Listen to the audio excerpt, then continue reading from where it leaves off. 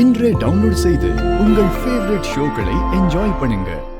அந்த குடும்பத்துல இருக்கிறவங்க முன்னாடி நான் எதுக்கு உங்களை அடிச்சேங்கறத பத்தி யோசிக்க மாட்டீங்களா? இவ்வளவுதானா? இவ்வளவுதான் நீங்க என்ன புரிஞ்சுக்கிட்டதா? சரி, நான் ஏன் அப்படி பண்ணேன், என்ன விஷயங்கிறத உங்ககிட்ட இப்ப சொல்றேன். நான் காரணத்தை சொன்னதுக்கு அப்புறமும் உங்க கோவம் குறையலன்னா நீங்க தாராளமா கிளம்பி போங்க. நான் உங்களை தடுக்க மாட்டேன்.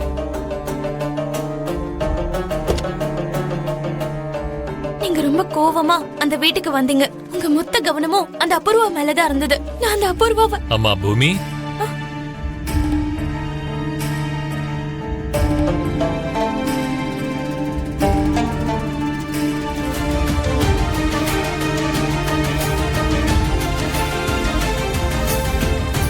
உன்னை பார்க்கும்போது எனக்கு ரொம்ப பெருமையா இருக்குமா.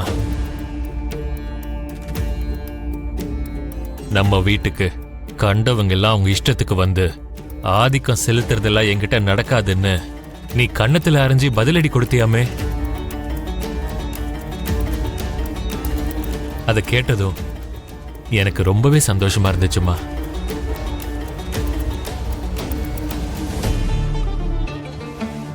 அவங்க வீட்டுல இருந்தாலும் அநியாயம் நடந்தா நான் சும்மா இருக்க மாட்டேன்னு அவனை தடுத்து நிறுத்தி அபூர்வாவை காப்பாத்திருக்கிறத நினைச்சா உண்மையிலேயே நீ கிரேட்மா. என் மனைவியை காப்பாத்துறதுக்காக நீ அவனை அடிச்ச பாரு, அது எனக்கு ரொம்ப பிடிச்சிருக்குமா. உன்னை விட இவங்க தான் எனக்கு ரொம்ப முக்கியம்னு கண்ணத்துல அரைஞ்சி பதிலடி கொடுத்திருக்க பாரு, அது எனக்கு இன்னும் பிடிச்சிருக்கு.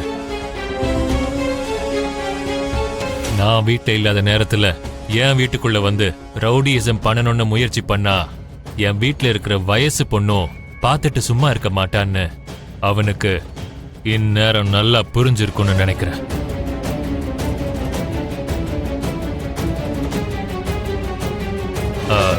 ஆமா, உனக்கு இவங்கிட்ட என்னம்மா பேச்சு வேண்டி கிடக்கு? வாமா, நம்ம போலாம். இல்ல அங்கிள், எனக்கு இவர்கிட்ட கொஞ்சம் பேச வேண்டியிருக்கு. நீ அவனை அடிச்ச அடியில அப்படியே அவன் திமிரெல்லாம் அடங்கியிருக்கும். இதுல அவன் உன்கிட்ட பேச வேண்டியது என்னமா இருக்கு? நீ சொல்றத கேட்பானா என்ன? நீ வாமா, வா போலாம். வாமா போலாம், வா. அங்கிள், நீ அடிச்சதுனாலதான் அவன் இன்னும் உயிரோட இருக்காம்மா. ஒருவேளை நான் அடிச்சா உயிரோட இருந்திருக்க மாட்டான். நீ அடிச்சு அவமானப்படுத்தினவன நான் அடிச்சு என்ன ஆக போதுன்னு தான் நான் அவனை விட்டுட்டேன். நீ வாமா, போலாம் வா.